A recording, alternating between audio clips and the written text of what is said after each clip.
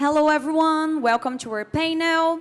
My name is Brenda Olivieri. I am from Brazil and I am presenter there in a Brazilian TV show called Woohoo. And I work as digital creator as well. And I have been working in some of the biggest events in Brazil with big platforms like YouTube, TikTok, and some other brands. And in this panel, we will talk a topic very close of my heart and work is influencer marketing and why it's important for Asian business to understand the Latin America digital work. And first things first, let me introduce our amazing guests. First, we have Bastos from Mynd. Please come here. She's from Mynd, the biggest agence of influencer marketing in Latam. She has extensive experience in creating successful influencer campaigns. Be welcome, Jill. So, let me sit on your side. Working. Oh, wait. Working. Hello, Jill. It's good to have you here. Can you share with us about your career so far? Thanks, Brenda. Thanks for having me. And also, thank you, for the invitation and the opportunity to share here in Macau a little about our market in Brazil and opportunities in terms of influencer marketing. Oh, and then talking a little about Mynd, as you said, we are the biggest agency in terms of influencer marketing in Brazil. We now have in our casting around 400 influencers. In terms of collaborators, we are now 350 collaborators. And also we have an average of 500 clients in Brazil, performing around 3,000 jobs a year. And then you ask about my career. I have been working for global companies in marketing and branding segments. And this helped me a lot when moving to influence marketing, because I do believe that there's no old media and new media. I think that together we can build a strong strategy looking for both sides of the let's say, this ecosystem. Perfect, thank you so much. And I want to invite our second guest, Adriano Silva from Vtex, a company specializing in e-commerce platforms. Adriano is an expert in integration influencer marketing with e-commerce strategy. Be welcome, Adriano. Can you introduce yourself for us? Sure. Oh. Yeah. Let's share our microphone. Sure. No, thank you so much. Thanks, for the invitation and all Beyond the Expo organizers. Thanks here to be here with you guys. I'm Adriano Silva. I'm based now in Dubai, but we came from Brazil, Mexico, and Latin America countries. We are at Vtex.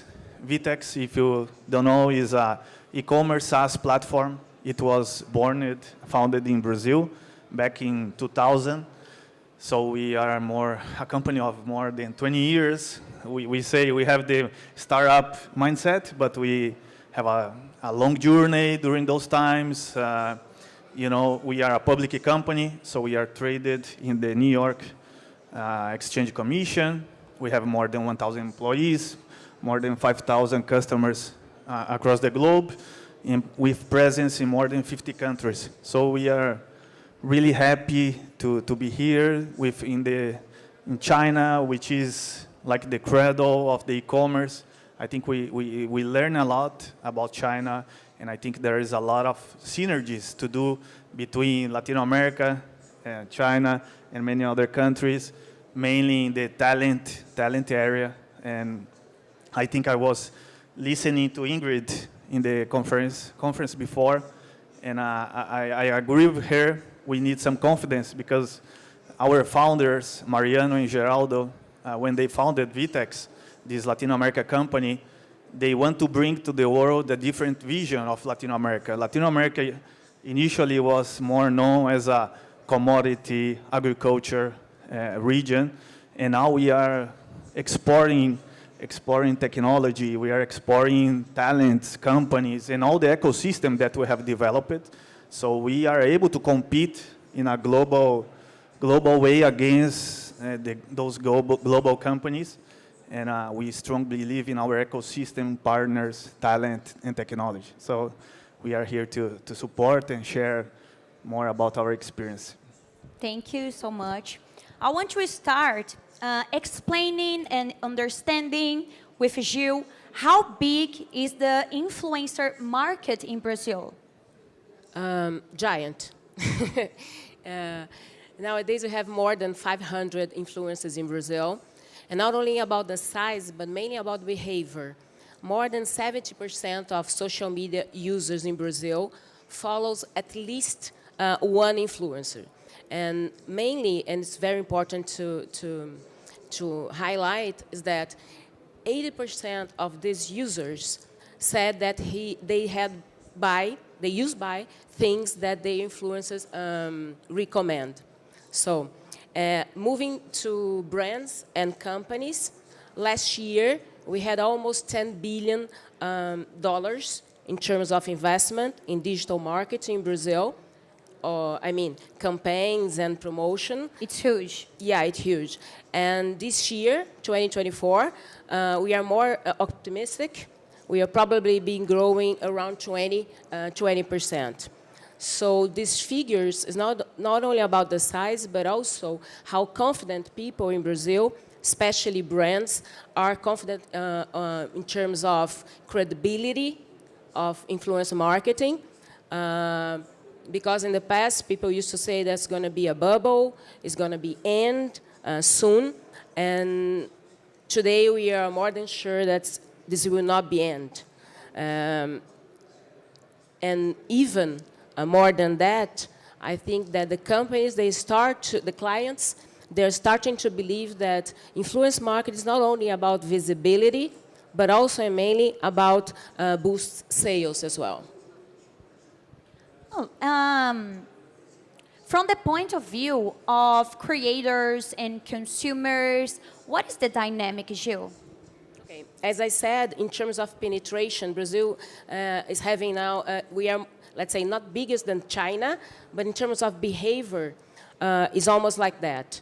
More than 70% of our social media users are now following influencers.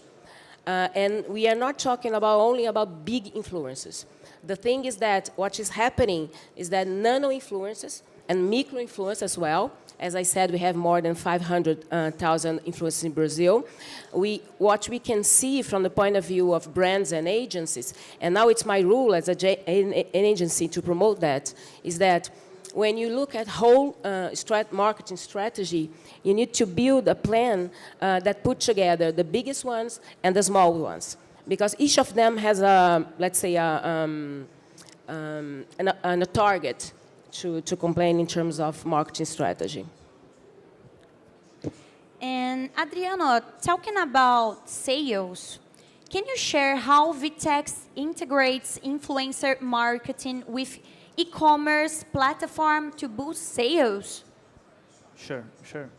And I'm going to step back. As Gil was saying, without a doubt, sales is a challenge. And we also say to be profitable is a challenge as well. So unfortunately, most of the e-commerce platforms, companies, they have been challenged by the profitable margin thing. And we also see talent as another challenge in the ecosystem. That's why we work with partners such as Gil, and they are the experts on this. We used to say it's like in the Formula One. So you guys are going to see our company. We use Ayrton Senna as the big example because Vtex is like the technology, is the car. So you can use the car, but you need a driver. So the driver is our customer. They have to be committed. And then you need the ecosystem, the partners behind the scenes. So that's why Gil and with the whole team, they make this successful, right? And that's the analogy we do when we talk about technology. For sure, and we put the technology is a SaaS platform, and you can run thousands of orders. The big difference here is influencer marketing in those live shopping, let's say, that we do here is very quickly. Those streaming are 30 minutes, 1 hour. We have a very famous case in Brazil with WePink. I was talking about this with Virginia. She's a huge influencer there. Like, can you explain more about how she do or live stream and sales? Yeah, sure. With WePink. Yeah, so she is a very famous influencer in Brazil, and we used to say we need to complete three journeys when we are going to talk about live shopping. First is attraction. Bring the traffic. So I'm not the expert in bring the traffic. That's why we hire Jills and many other companies to do that. Or even the influencers, they have the followers and the thousands, millions of followers. Second is conversion.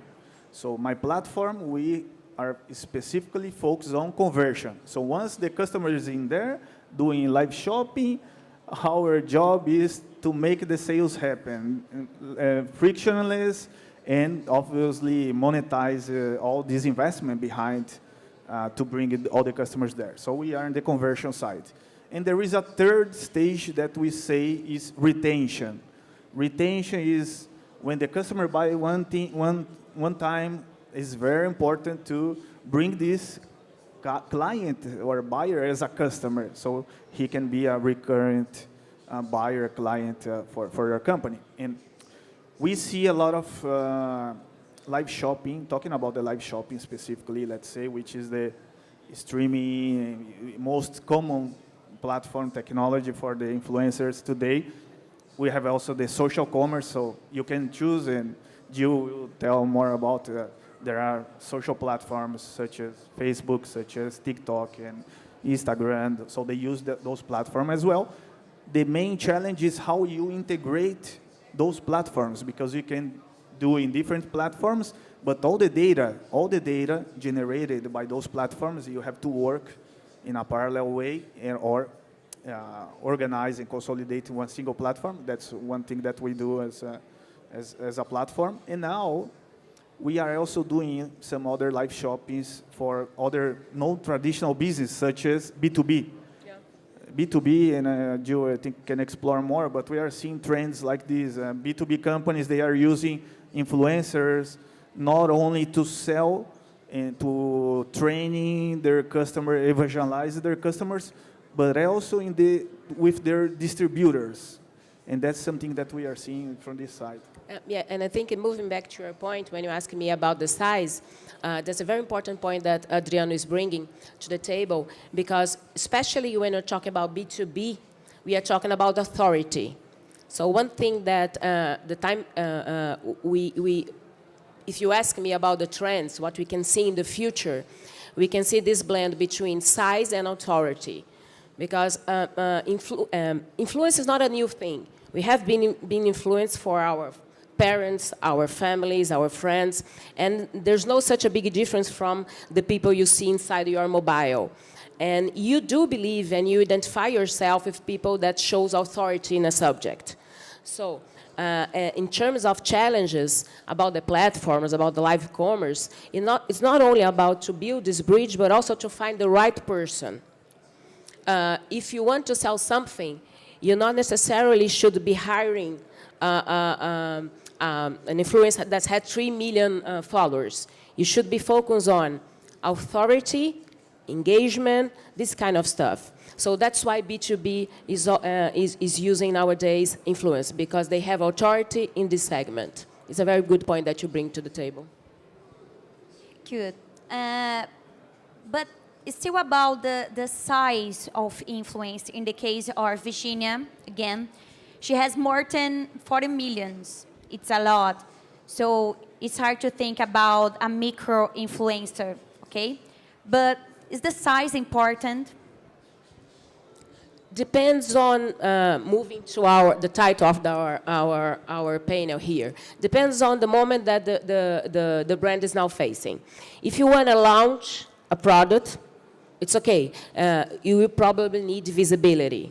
Yeah, but what is the difference? Because we have, it's hard for me as well. I'm a digital creator, but we have a lot of kinds of digital creator, like a big influencer like Virginia, the micros that it's been more important in some specific campaigns, right?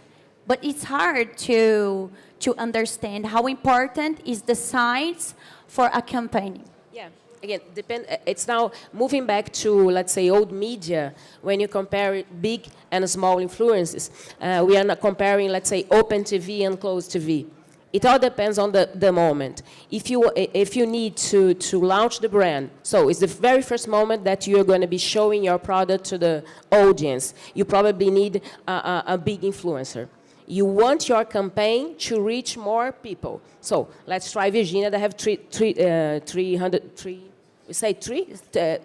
million, maybe 30 or 4 million, don't know. But 40 million. Yeah, but if you're in the second month of your campaign and need the people to use your product, you'll probably be hiring someone that had authority in this kind of product. So it's not to say this one is right, this one is wrong. It all depends on the objective that your campaign has. And for influencer, be an influencer of sales to make live commerce, there is a specific kind of influence, or still will be built in Brazil? That's the $1 million question, maybe. Ishie need to help us. I would love to be one of them because they are making tons of money. Here in China, we have a lot of them. Yeah, it's a big case here. Yeah. I was working with this. We are now trying to, let's say, to pick some influence beyond our casting, not to train, but to discover this talent that they have. The market will say to what we will be working in Brazil. It all depends about behavior. Perfect. Oh, this subject have a lot of things to talk about. But Adriano, what are the biggest challenges for e-commerce business when working with influencers, and how can they overcome them? Yeah, I think to answer that, we need to understand the challenges of the e-commerce in general. So talking about Latin America and some other countries, we see financial inclusion is one of the challenges for us, because not all the customers, they have their, like in China, everyone here got a WeChat and everything is digitalized, but payments gateways for us is a challenge, because influencers market live shopping so quickly, and if you don't pay right now, or buy now, pay later, and different payments, this is like one of the first challenges. Second, in emerging countries, mainly e-commerce penetration is still a challenge. We are talking about 10%, and we have huge rooms for growth. So we are. Is it a confidence point? The issue is confidence about the. Well, this is each country we can have different perspectives. Like Brazil, companies, they started to digitalize first compared to other countries in the region. And I can talk about Mexico. They are still starting to digitalize their process.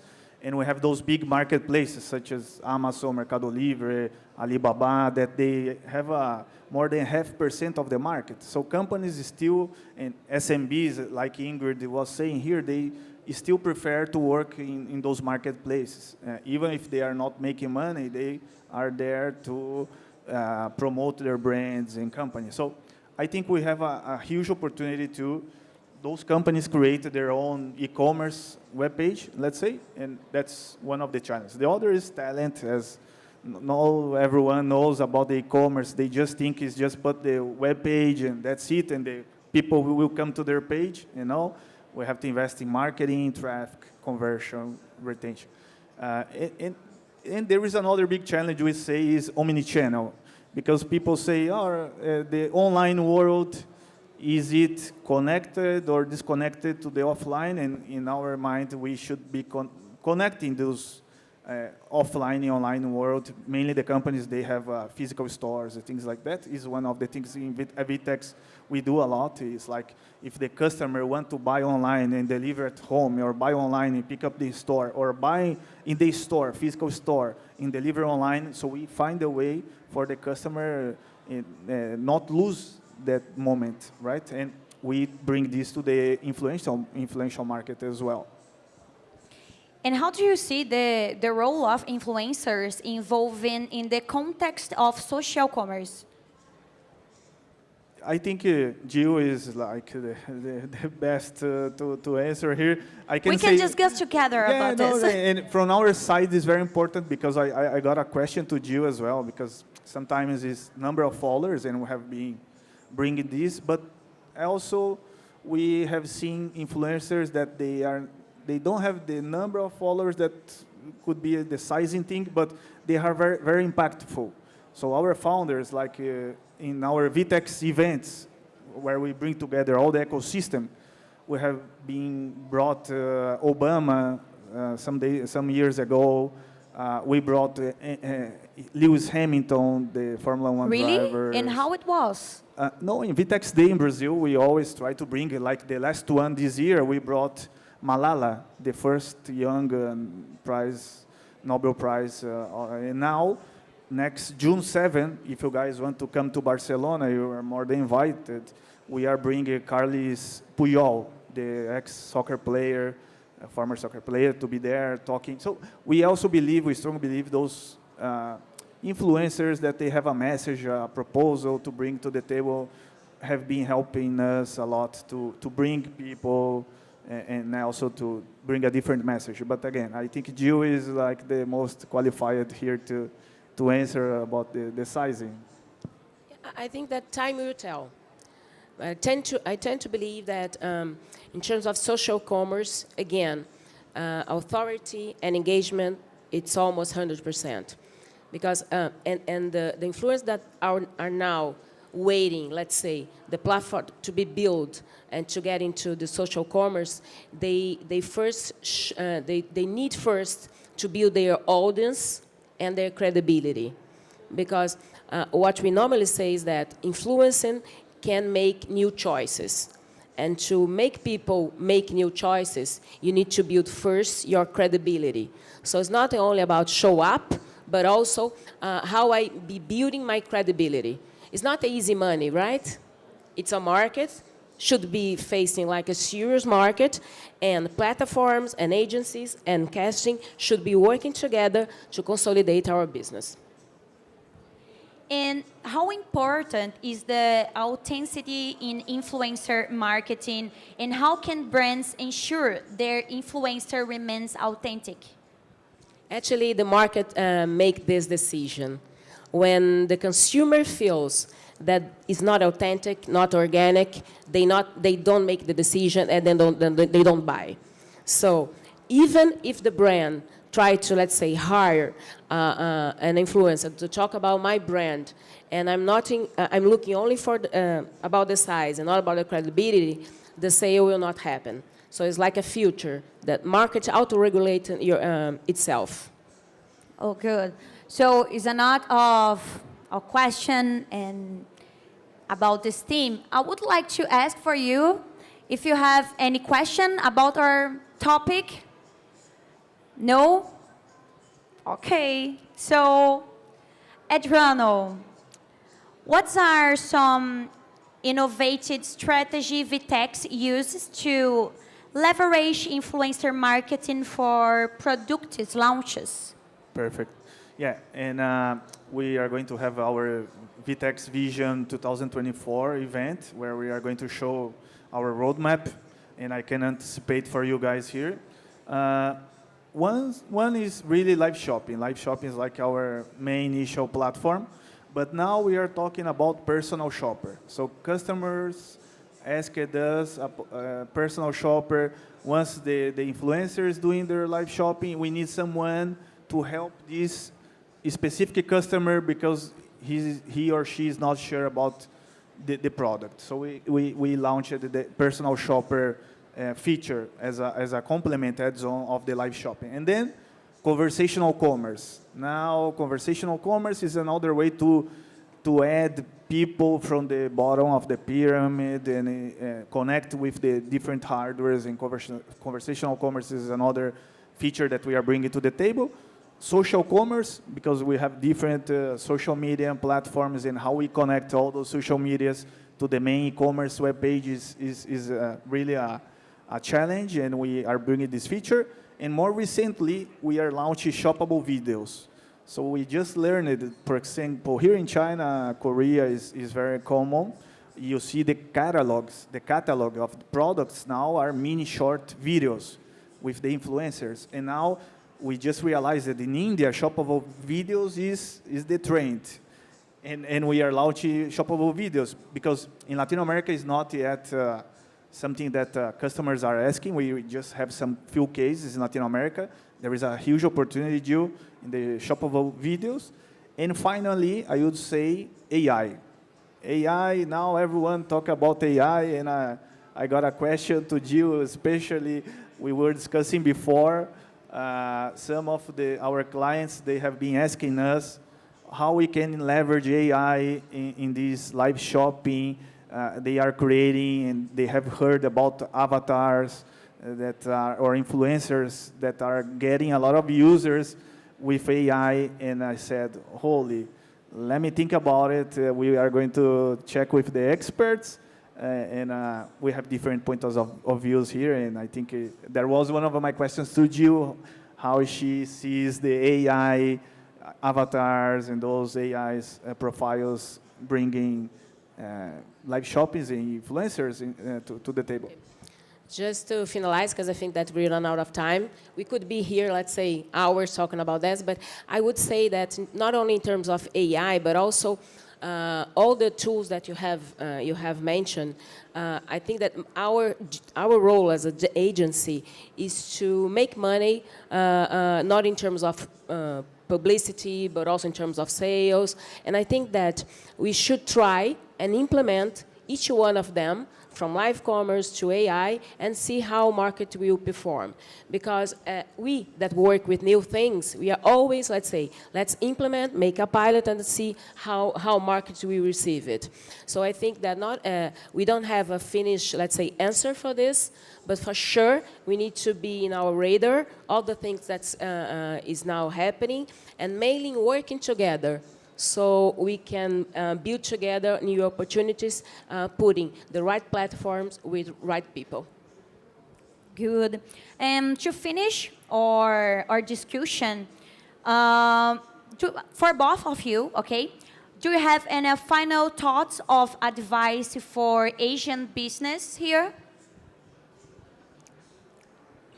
You can talk. You okay. both. No, I would say that we have a very similar let's say, market, not only in terms about the size, but also in terms of behavior. As I can see, I learned a lot within. So I think that if brands want to go to Brazil, to reach Brazil, for sure, we have the platforms and the right people to implement them.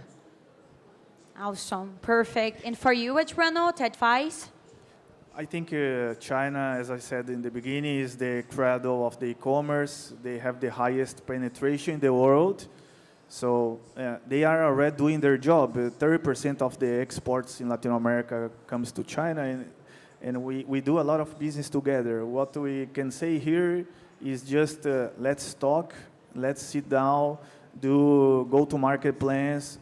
I think all the Latin America markets, we need those kind of solutions, and also we can export our platforms and companies that we have there to Asia. It's just a matter to have here do what In and all his team are doing, so we can join efforts here, and we want to invest in the region together, bring our customers from the different countries, and do business together. That's our message, and let's put together our talents. Latin America, we are going to be in the next 15 years a technological pole because we have the talents, we have the ecosystem, and we have the companies right there.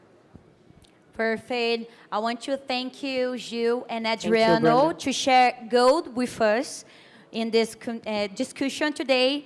And beyond for the opportunity to speak here today. We traveled how far to be here today. So thank you so much for you. And Thank you. see you. Thank you so much. Thank you.